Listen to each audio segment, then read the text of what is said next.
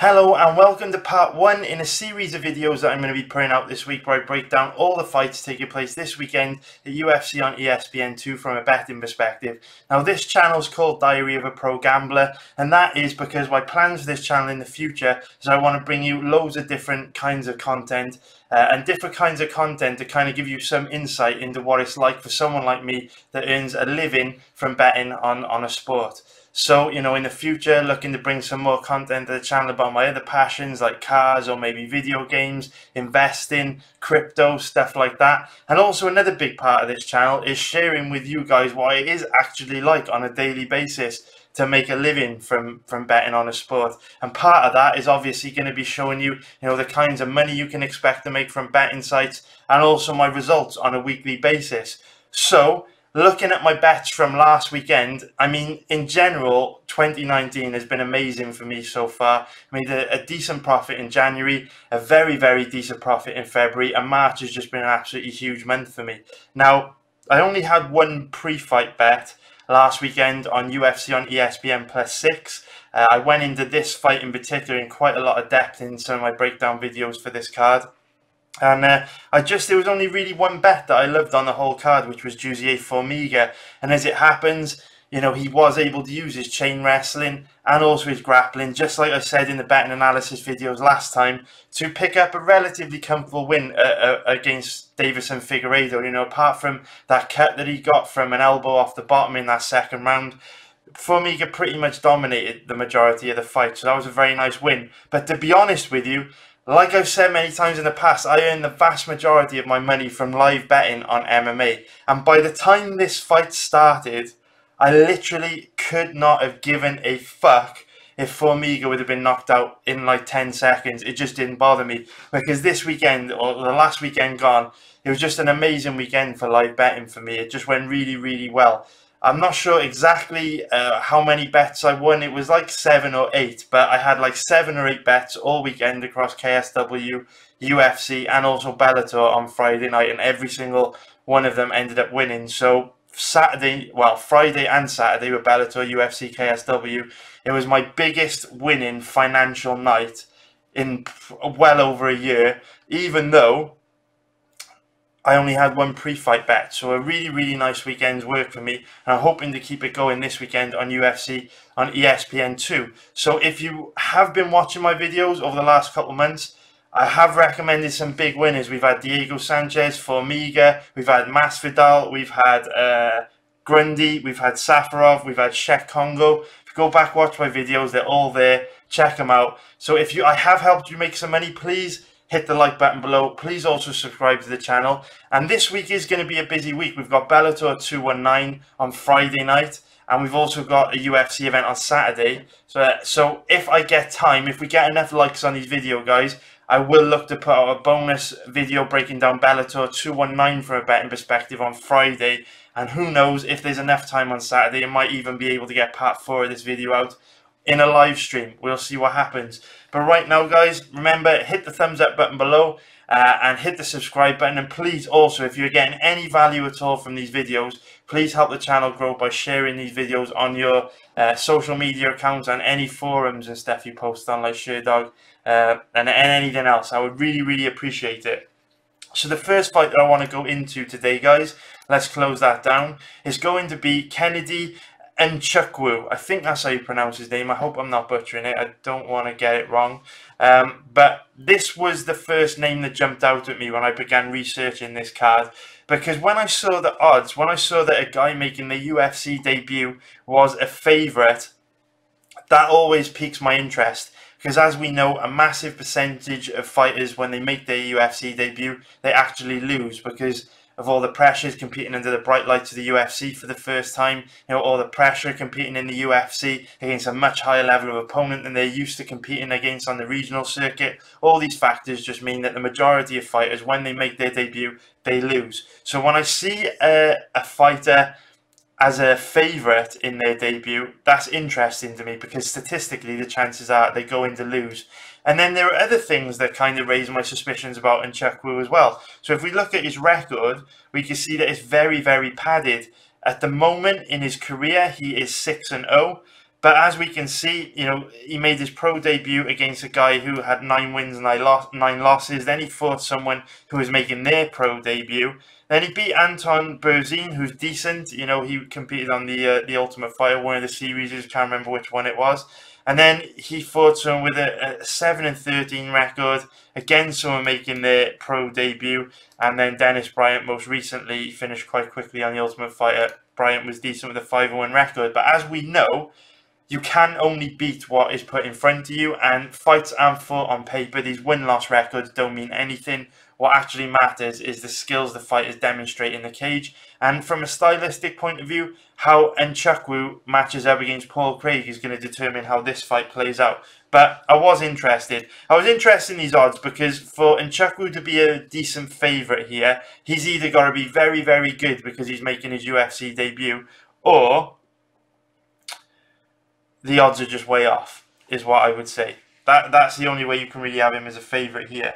So, having watched all of Nzechukwu's recent fights, to be honest with you, all these are available online. I would say that I can see why he is the favourite.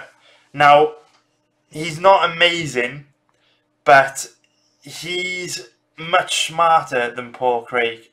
And I hate to be critical of fighters, but when we talk about fight IQ and fighter intelligence, you know, if Paul Craig was a video game character and fight IQ was marked out of 10 as a stat for that video game character's attributes, Paul Craig would be like a 2 out of 10 for fight IQ. He just consistently makes very bad decisions in fights. Now, he's 1-3 in his last 4 fights, and this most recent fight against Jimmy Crute probably highlights his poor fight IQ better than any other, because Paul Craig, you know, isn't particularly dangerous standing, but he's not terrible either. But his main strength is that he's a grappler. Now, he's a big guy, you know, he's 6'4", he's heavy from top position, and he's also improving his offensive wrestling a lot. He's actually getting better with offensive wrestling. In the past, he really struggled to take opponents down, but he's getting much better at that. The issue that I've got with Paul Craig is that when he does get a dominant position on the ground, he chases long shot submissions, which he's got a very, very low probability of actually catching his opponent in. And in the process of going for these submissions, he actually gives up position. Now, we know he's dangerous on the ground. We absolutely know he's dangerous on the ground. I mean, he submitted Magomed Ankalaev with a second left to go in this fight, you know, with an asterisk next to it. He was getting dominated up until that point, and it was the fastest tap to a triangle I've ever seen. But as we can see, he's got lots of submission wins. Paul Craig is a dangerous grappler. Like I say, my only issue with him is he should fight a bit smarter and realise that as you start to face a higher level of opponent, it's harder to hit these submissions on guys, and it would be much more intelligent to focus on maintaining top control and dominant positions and winning rounds. And that's really what cost him against the fight against Jimmy Crute. Paul Craig could have easily won this fight. This was a fight against Jimmy Crute where Paul Craig beat himself. He repeatedly got easy takedowns on Crute. He was cruising in top position, and then he was getting reversed and giving up top positions so easily against quite a low-level grappler in Crute. And that makes Paul Craig very difficult to bet. Now, Nzechukwu, his style, he's 6'5", so he's very tall. He does a really good job of fighting long. He's quite fast for a tall guy as well. I always talk about the weaknesses that these tall, abnormally tall guys for their divisions have. You know, one of them is being quite slow, cumbersome in their movement, but Nzechukwu's quite fast and quite technical. Unfortunately, he does have one of the weaknesses that tall fighters have, in that his striking defense isn't the best. But then Paul Craig's not particularly dangerous standing, doesn't have that much knockout power, so I don't anticipate Craig's going to be able to make him pay for the bad striking defense. And the other weakness that he has is that he doesn't have the best takedown defense. But then again, he is good at working his way back to his feet, and Paul Craig isn't particularly good at maintaining top position anyway, so I doubt Craig will really be able to punish him for that, because Paul Craig just seems like he always wants to give up position for some reason and allow his opponents to get back to their feet. So from a betting point of view, that's pretty much all I've got to say on this one, guys. I mean, if we look at the odds, Nzechukwu's average odds at the moment on most sites are around about 1.42, giving him an implied probability of giving him money line odds for the Americans of -238 and an implied probability of 70%. So in order to give Nzechukwu any chance of winning this fight, you've got to basically give him a 75% or better chance of winning, knowing that the vast majority of fighters that make their UFC debut actually lose. There's no way that I can give him find any value in betting Nzechukwu at all. Just can't do it. It's too much of a risk. You know, he might fade under the bright lights of the UFC. He might adrenaline dump early. He might significantly perform. He might have built a career using PEDs, and now that he's in the UFC under strict USADA drug testing, might not look like the same guy anymore. We see that happen quite often as well. So if we then take a look at the odds on Paul Craig, call it an average odds are around about 2.90, which is plus 190, giving him an implied probability of 35%. I mean, this to me is a bet really, really similar to a bet last week that a lot of people were talking about with Steven Peterson against Luis Pena. This for me is one of those situations where Nzechukwu's just better than Craig. He's just a better fighter, much more technical standing, much more intelligent. He's difficult to hold down, and Craig just finds a way to lose. Doesn't have the best striking defense, regularly gives up position on the ground. Paul Craig's just not the type of fighter that I like to bet on. Like you guys know, we've hit loads of underdogs in March. We've hit absolutely loads of them. We hit one last week, hit 3 the week before. I'm not opposed to betting underdogs, but in order to bet underdogs, they have to be able to win a fight on merit. They have to be a solid fighter that's going to fight for your money. And I just can't trust Paul Craig. Paul Craig's not the kind of guy I want to bet on.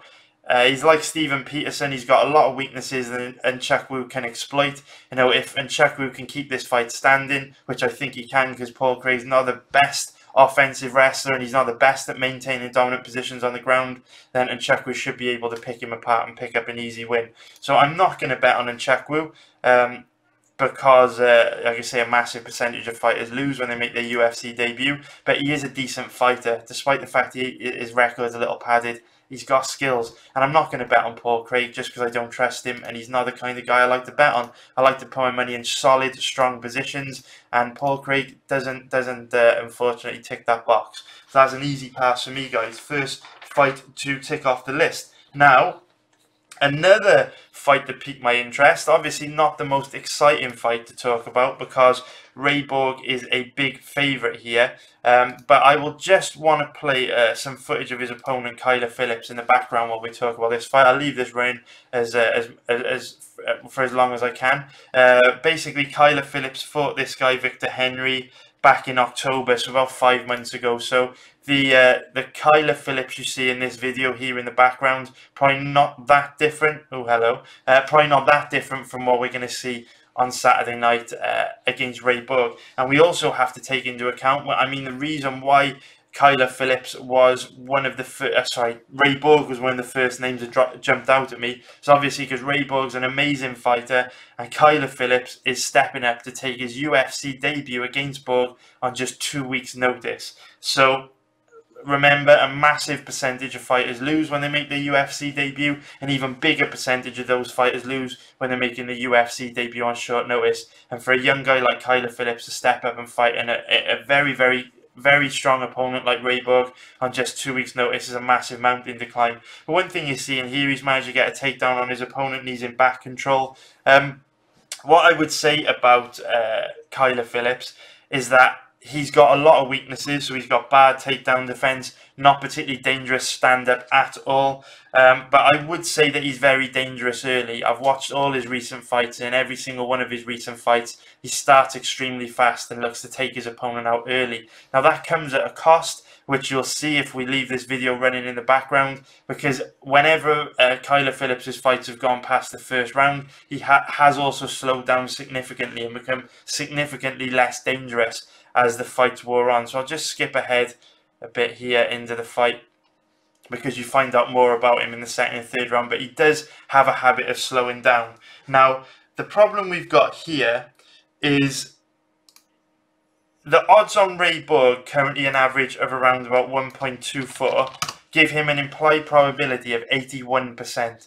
And like I always say in these video guys, in order to get any value on Ray Borg, you'd have to give him an 86% or better chance of winning, which means you basically have to give Borg absolutely no way that he can lose this fight in order to find any value on betting Borg. You know, even if you're just thinking of throwing him in a parlay or an accumulator, it's just not a smart idea. There's no value here. It's not a good bet because we know that Ray Borg is not entirely trustworthy. Now, obviously, Ray Borg's had a lot of personal issues outside the cage that he's dealing with, but if we look back at his record, Ray Borg has got a long history of dropping out of fights on fight week and having problems with his weight cut. You know, if we go right the way back to 2014, we can see, 2014, to his fight against Richie Vachilik. You can see Borg pulled out of a fight here, so that's the first fight he pulled out of. Back in 2016, pulled out of another fight, that's the second fight he pulled out of. Pulled out against Ian McCall, that's the third fight he pulled out of. Demetrius Johnson, Borg illness, that's 4 fights he's pulled out of. Brandon Moreno, 5 fights he's pulled out of. So we can't count the 5th one. Conor McGregor's got to be blamed for that one, obviously. Borg got some glass in his eye, so we're still on 4. Against Brandon Moreno, he pulled out due to personal issues that was to do with his baby. Obviously, we can't count that at all. That's very unlucky. But then Borg had some medical issues when he was scheduled to fight Benavidez. That's 5 fights he's pulled out of. So in Borg's short career, remember he's only 25 years old. He's pulled out of 5 fights. So clearly there are some issues going on with Borg. He's got a history of missing weight, you know, pulling out of fights during fight week, suffering from injuries. So with Borg not fighting for, like, you know, the last 18 months or so, you know, is he going to be coming in healthy? Is he maybe going to be coming in with recurring injuries that maybe he hasn't had time to fix or sort out these injuries because he's going to be compelled to finally fight? Maybe he needs to make some money because he hasn't fought in so long. All these kind of things we have to think about. He might have a bad weight cut and still feel compelled to fight because he's let the promotion down so many times in the past. For me, Borg should dominate this fight, you know, skill for skill. Phillips doesn't really have anything for him. Like I say, he's got bad takedown defense, not particularly dangerous standing. You know, if we skip a bit further on into the fight, when he starts to slow down, you'll see what I mean. He just doesn't really have very good cardio at all, which isn't good for a flyweight, where everyone at flyweight's got good cardio. So that's what I would say about this fight, guys. Yeah, you can see his opponent there caught an easy takedown on him. And Borg's obviously an extremely strong grappler, very heavy top game, very tough as well, and the cardio to fight at a high pace for 3 rounds. But like I say, his weight cutting issues, injury issues, the fact he's getting older, he hasn't fought in 18 months. When he was 23 years old, the last time he competed in the UFC, he was struggling to make weight. Now that he might be bigger, after taking some time off, after growing older, he might find it even harder to make weight now. So this fight, again, is another easy pass for me, guys. Do not risk busting your parlays and your accumulators on this one. Ray Borg's just not worth it, in my opinion. And this fight from CXF15 is available to watch on Facebook. It's a fight that Phillips actually lost by split decision. Go check it out. He shows off a lot of weaknesses in that matchup that I think Ray Borg is going to punish him for. And then we get into the final fight that I want to talk about on this card. Not on this card. We've got another 3 parts of this video to come. But the final fight for today, which is the main event between Edson Barboza and Justin Gaethje. So this is a very, very, very, very, very interesting stylistic matchup. Simply because Justin Gaethje's style of fighting is kryptonite for Edson Barboza. If we think about it, throughout Edson Barboza's career, the one style that he's always struggled against has been pressure fighters. So if we look back at his record, I know that Kevin Lee and Khabib Nurmagomedov went to their wrestling to beat Barboza, but they were able to get to their wrestling by applying relentless pressure to Barboza, not giving him any space to breathe, not giving him any time to get his kicks off. So Kevin Lee Nurmagomedov used high pressure styles to beat Barboza. So did Ferguson. And if you go back and watch Edson Barboza's fight against Michael Johnson, even though Michael Johnson isn't a pressure fighter, Michael Johnson basically wrote the blueprint on how to beat Edson Barboza. If you go back and watch that fight, MJ fought at a relentless pace for 25 minutes, put a crazy pace on MJ. Put a crazy pace on Barboza, walked him down, forced him to fight in a phone booth, and Barboza struggled bad. Because Johnson kept up constant pressure, Edson Barboza just couldn't get his kicks off, and MJ completely shut him down, and MJ dominated him. So MJ wrote the blueprint for how to beat Edson Barboza, and that's interesting because Justin Gaethje is the ultimate pressure fighter.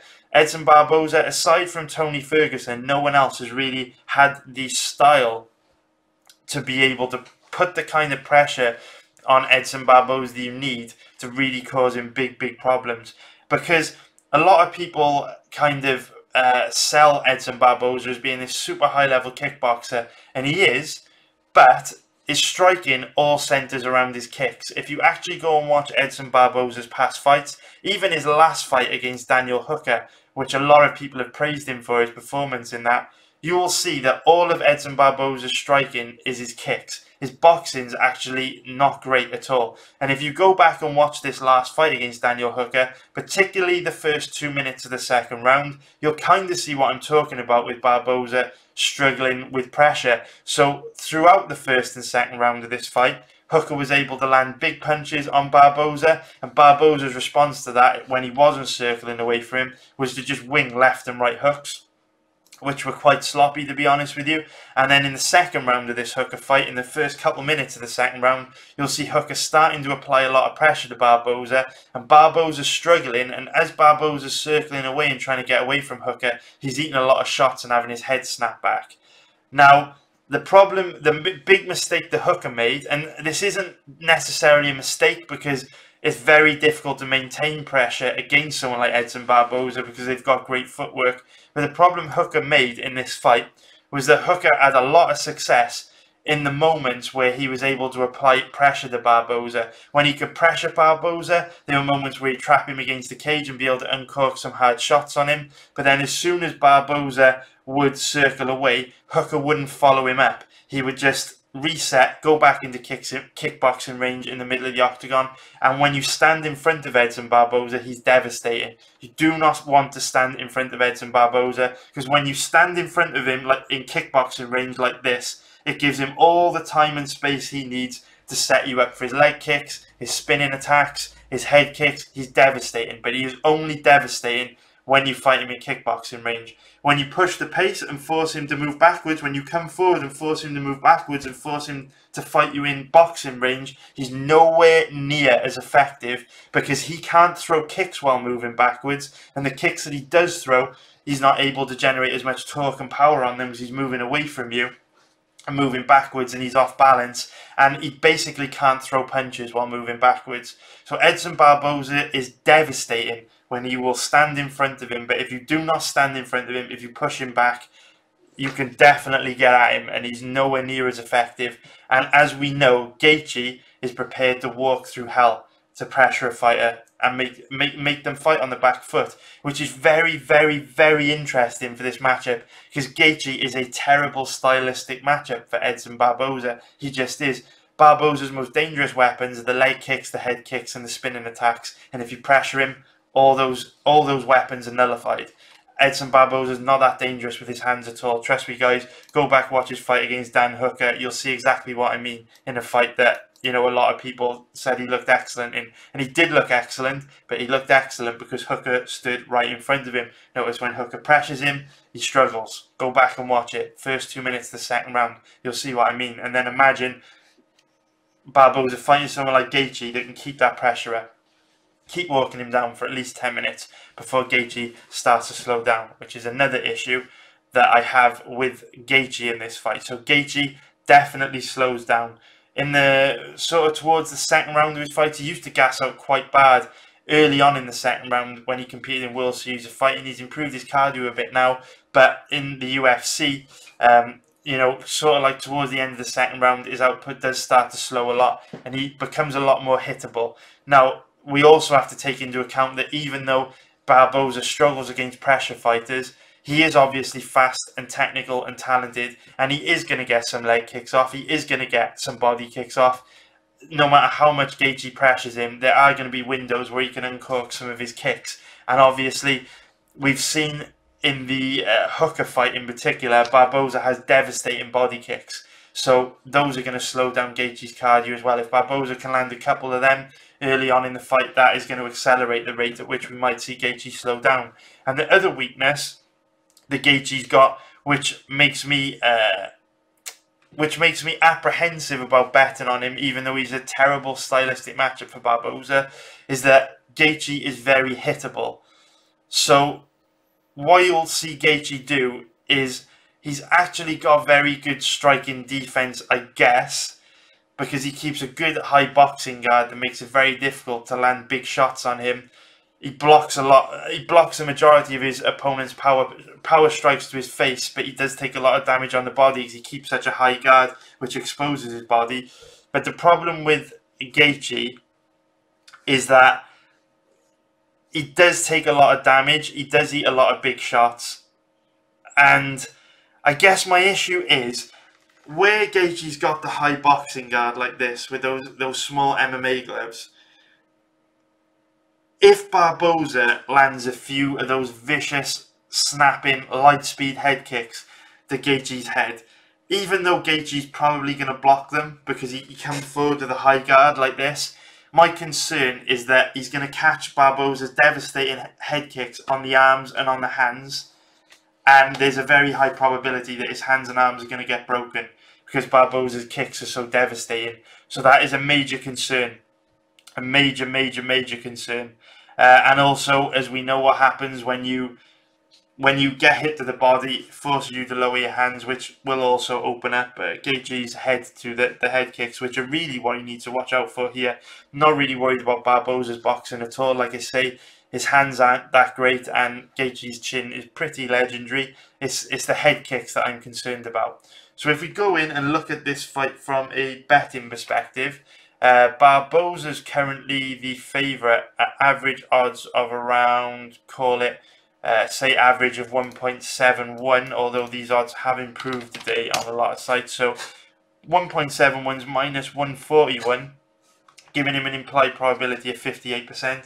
Straight away, guys, there's no way I'd bet Edson Barboza in this fight. I mean, the blueprint has been written on how to beat him, and if this again was a computer game and you were facing Edson Barboza in career mode, he was a boss in like the new UFC game you needed to win a title against, and you had to design the perfect character to beat Edson Barboza,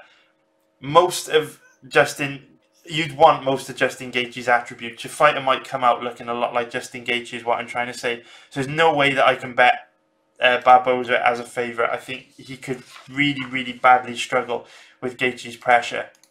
But then if we look at Gaethje's odds, so the current average odds available on him, let's just put in 2.20, because he's around about that on most sites, including the European betting sites, which is plus 120, giving him an implied probability of 45%. So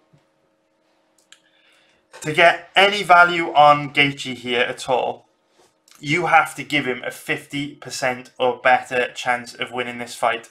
And to be honest with you guys, 50% is exactly where I cap this fight. I think this fight is 50-50. I really do. Because when we look at it, summarize everything I've just said, Gaethje is a stylistic nightmare for Barboza. Gaethje's style is kryptonite for Barboza. We absolutely know that because his forward pressure can shut down Edson Barboza's devastating kicks. And also Gaethje's tough enough to walk through fire to keep the pressure up. He's not going to fade like other opponents who have faced Barboza have in the past, like Hooker, who could only maintain pressure for pretty much 2 minutes despite the fact he was having success. So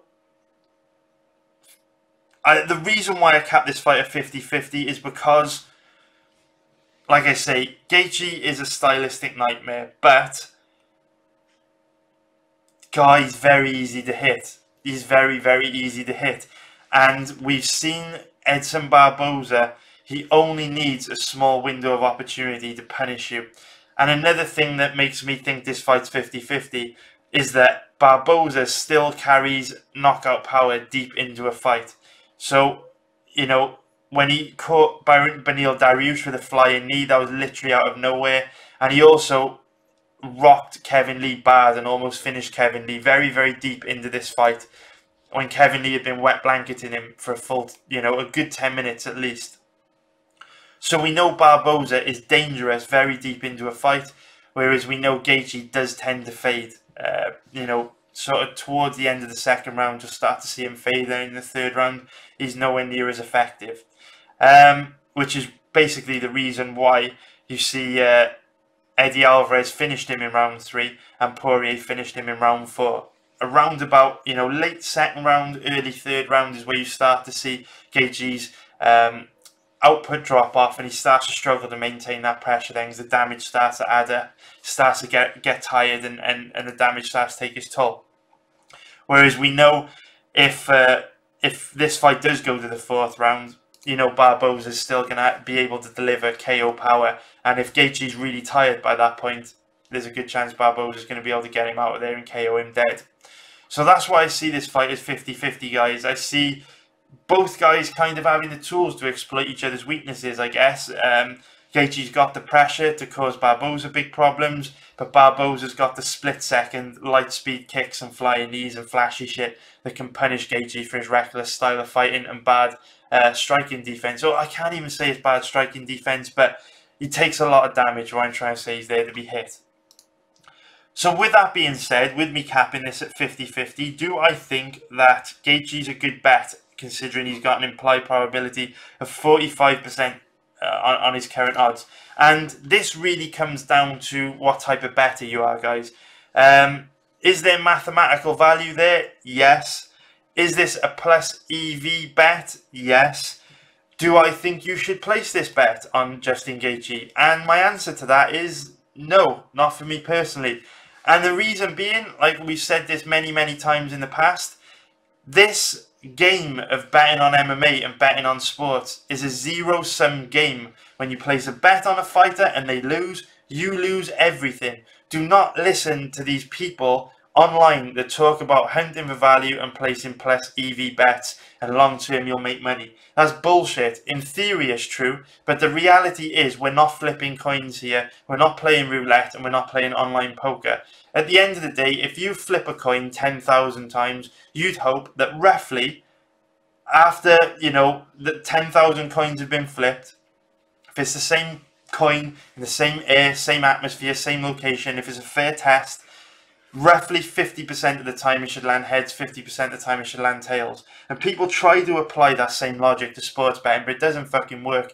And the people that tell you that it does work have probably never made a penny from gambling in their life. They probably still live at home with their parents. Trust me, from someone that makes a living from gambling, someone that pays the bills every month from betting on MMA, the way you have to look at this is, if you bet Justin Gaethje, even though you have a 5% margin on where we probably should cap this fight, if he loses this, your money's dead in the water. And Justin Gaethje and Edson Barboza are never going to fight again in the same arena, after the same training camps, at the same age, at the same stages of their career, after the same weight cut. It's not a repeatable event, and you cannot apply the kind of logic you would apply to games of chance like online poker or coin flipping. You cannot apply that logic to sports betting, because this will only ever happen one time. So in order to make money in this game, you need to get a really good deal, and you need to get a good amount of reward for the risk you're putting up.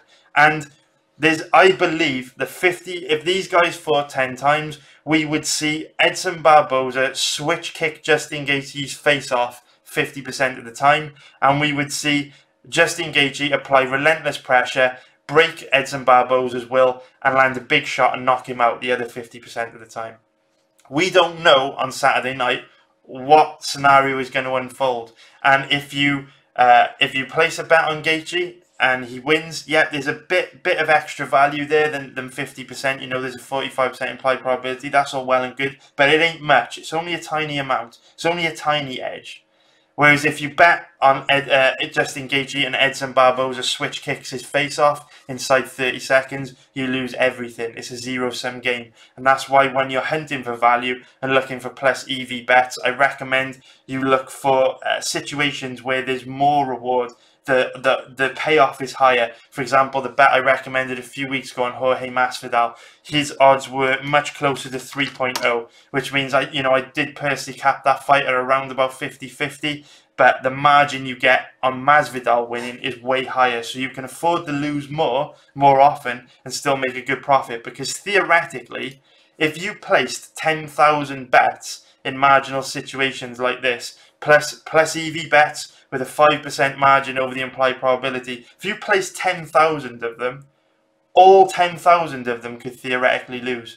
The universe owes you nothing. The MMA gods owe you nothing. If you're betting on 10,000 individual fights where you only have a marginal advantage, all 10,000 of them could lose. We're not flipping coins here. These fights will never be repeated. You understand what I'm saying?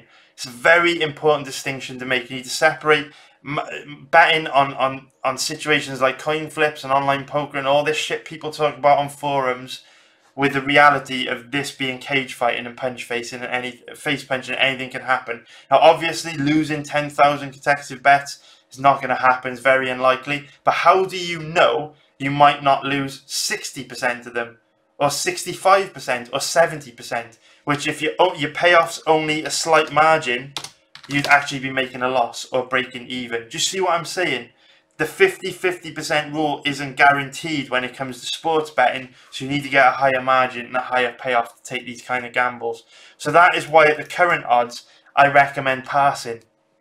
But we're very early on in the week, guys. We're still 5 days away from this fight taking place. And I won't make my mind up on this fight. I won't absolutely stab my flag in the ground and say, I am not betting this fight. I am not betting on Justin Gaethje. Because I do think at the moment there's a bit of value there. And with 5 days to go before the fight takes place, the odds are likely to move. You know, we'll see what happens at weigh-ins. We'll see what happens at the stare-downs. We'll see what both fighters say in the fighter interviews. You know, if Edson Barboza starts saying, you know, he's gone back to Brazil for the last 3 months and he's setting up his own gym and, you know, he's had some bad injuries and stuff since his last fight, it changes stuff. All the information that we gather throughout fight week can change how we view a fight. And, you know, if Justin Gaethje's odds were to improve up to, you know, 2.40 or better, which isn't a million miles away from where they are now, that would give him an implied probability of 42%, which gives us an 8% margin over the bookie. And that is the kind of margin I'm looking for with these kind of bets. And that becomes more attractive to me. So at the moment, guys, I recommend passing on the main event, but keep an eye on the odds. Keep an eye on the fight week interviews.